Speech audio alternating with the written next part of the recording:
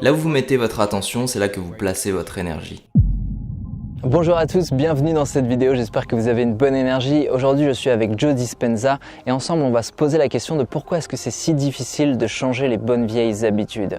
On va voir que finalement c'est peut-être en agissant sur le corps qu'on va pouvoir faire quelque chose et ensemble on va parler un petit peu d'activité cérébrale. Je vous ai prévu une petite parenthèse neuroscientifique très simple pour que tout le monde puisse comprendre et enfin on parlera de cohérence. Je vous laisse visionner le début de cette vidéo et nous on se retrouve dans quelques instants pour plus de précision. Faire attention, c'est être présent. Et c'est une compétence comme le golf ou le tennis. Plus vous pratiquez, plus vous serez bon. Dans la vie, vous reconnaissez lorsqu'une personne est présente avec vous, parce que cette personne vous donne de l'attention. Et vous savez lorsqu'une personne n'est pas présente avec vous, puisqu'elle ne vous accorde pas cette attention. Alors quelle est la pertinence de ce propos? Il y a une intelligence qui vous fait vivre et qui est toujours présente. Et beaucoup de gens ne prennent pas le temps de se relier à elle, en y étant présent. Là où vous mettez votre attention, c'est là que vous placez votre énergie. Et si toute votre attention est portée sur le moment présent, cela signifie que vous investissez beaucoup d'énergie sur ce moment présent.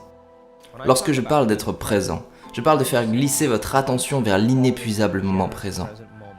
En accord avec le modèle d'expression de la réalité, tous les potentiels existent dans cet éternel moment présent. Lorsqu'on pratique la méditation et qu'on est clairement dans le moment présent, eh bien on peut atteindre à certains moments des ressentis qui vont nous permettre d'avoir une sensation d'unité avec le reste du monde, comme si tout était effectivement un. Et on peut avoir de manière clairement expérientielle, sous la forme d'un ressenti dans le corps, cette sensation très forte que tout est un et que tout est déjà présent. Et dans ce moment présent, on peut saisir ce qu'est notre plein potentiel puisqu'on apprend progressivement à observer notre réalité présente comme quelque chose riche de possibilités et non comme quelque chose de prédictible par rapport à l'expérience qu'on a de notre propre passé. Alors on apprend à voir le monde tel qu'il est vraiment et non pas tel que nous l'avons imaginé ou inventé dans notre esprit. On est tout le temps en train de nommer les choses, on est tout le temps en train d'identifier les situations, on est tout le temps en train de construire une image mentale de ce qu'on vit avant même de le vivre.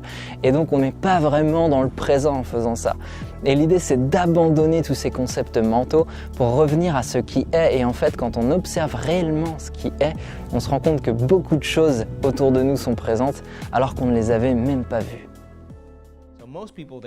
Regardez la plupart des gens, ils se réveillent le matin, ils reviennent à leurs sensations, leur cerveau se réactualise avec le passé. C'est matériel en fait. C'est un circuit constitué de ce que vous avez appris de toutes vos expériences jusqu'à maintenant.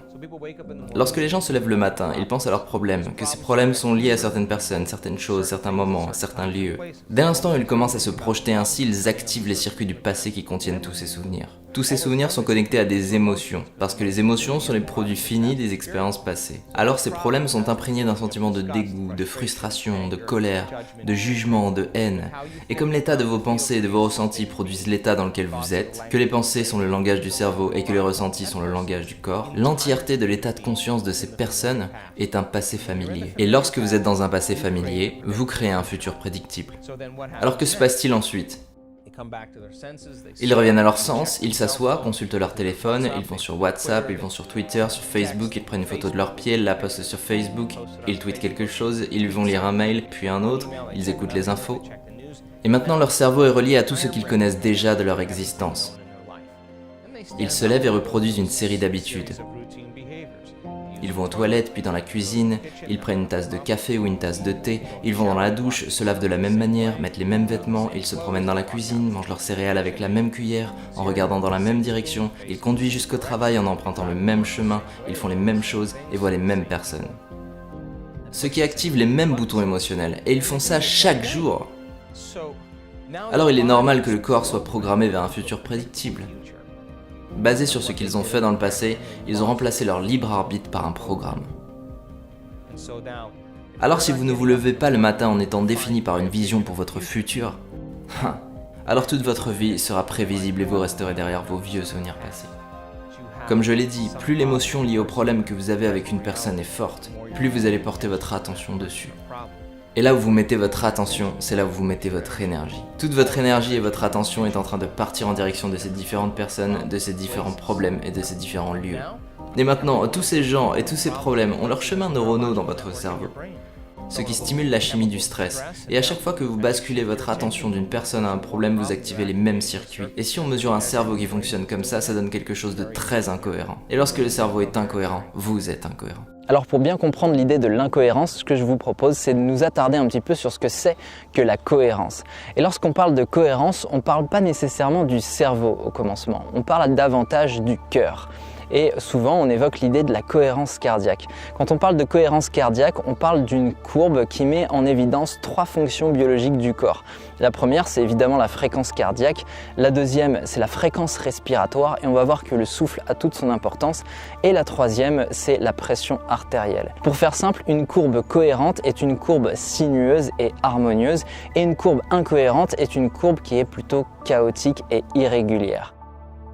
Ce qui devient très intéressant, c'est le lien entre la cohérence cardiaque et l'activité cérébrale. Lorsqu'on s'attarde sur le cerveau, on s'attarde en général sur son activité. Et son activité, elle correspond à des fréquences qu'on appelle les ondes cérébrales, qui sont en fait des retranscriptions, des interprétations via l'électroencéphalogramme de l'activité des neurones dans le cerveau. Et ça nous donne 5 types d'ondes. La première, c'est les ondes gamma, qui sont des ondes très courtes. Elles sont associées au focus. La deuxième, c'est bêta, ça correspond à l'état normal de l'éveil. Ensuite, on a alpha qui correspond à l'état de détente, relaxation. Ensuite, on descend encore dans les ondes et là on arrive dans theta, theta qui correspond à la méditation. Ça nous intéresse particulièrement nous sur la chaîne. Et enfin, on a la dernière onde qui est l'onde delta qui correspond au sommeil profond.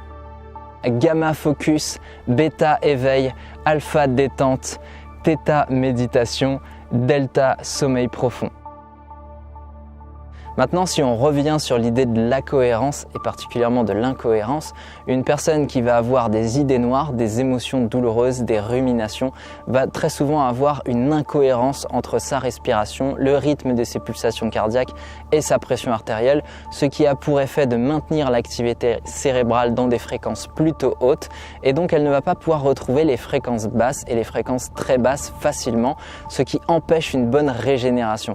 Et donc ce qu'il faut comprendre, c'est que par le souffle, on a la possibilité de retrouver un état de cohérence et ensuite par la présence, on a la possibilité d'entraîner notre esprit à revenir vers des états de clarté et des états de calme. Et finalement, agir sur le corps, c'est agir sur notre cohérence. Agir sur notre cohérence, c'est agir sur notre souffle qui correspond à agir sur notre esprit. C'est en réussissant petit à petit à revenir au moment présent, à ramener notre attention sur la fonction végétative que l'on peut contrôler, la plus essentielle qu'est le souffle, et à faire ça de manière fluide, en respectant une certaine idée de la cohérence, que petit à petit on va pouvoir retrouver un état de clarté. Alors lorsque je parle du généreux moment présent, la personne est assise ici et le corps se dit « Ok, il est 8 heures. Habituellement, je suis en train de gueuler. Excusez-moi, je suis en train de m'agacer dans les embouteillages. Et je suis en train de me programmer maintenant. Bien, tu n'es pas dans le trafic. Tu es assis, les yeux fermés. Le corps va bien, juste un peu irrité.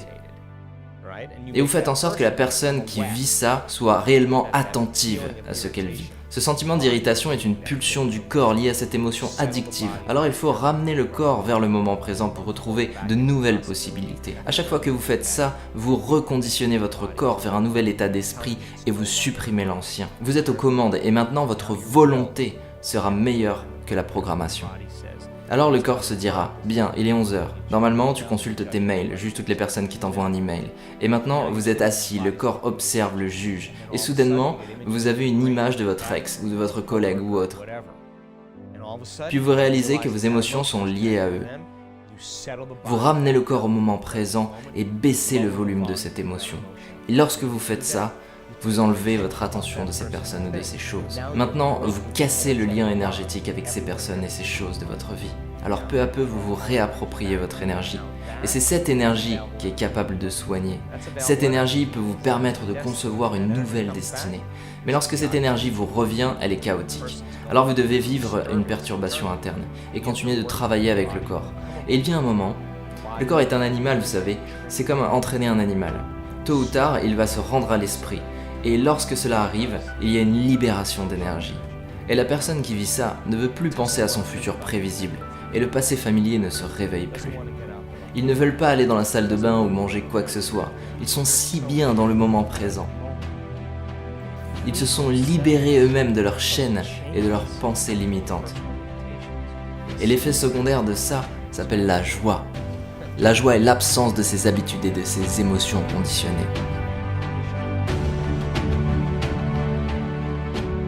Pour revenir sur la cohérence, lorsque le graphe de cohérence cardiaque est stable, en fait ce que l'on fait c'est qu'on favorise les fonctions cognitives, puisque le cœur renvoie énormément d'informations en direction du cerveau et la plupart des échanges qui ont lieu entre le cœur et le cerveau viennent du cœur vers le cerveau. Donc si le cœur est en cohérence, en fait toutes les fonctions cognitives vont être optimisées.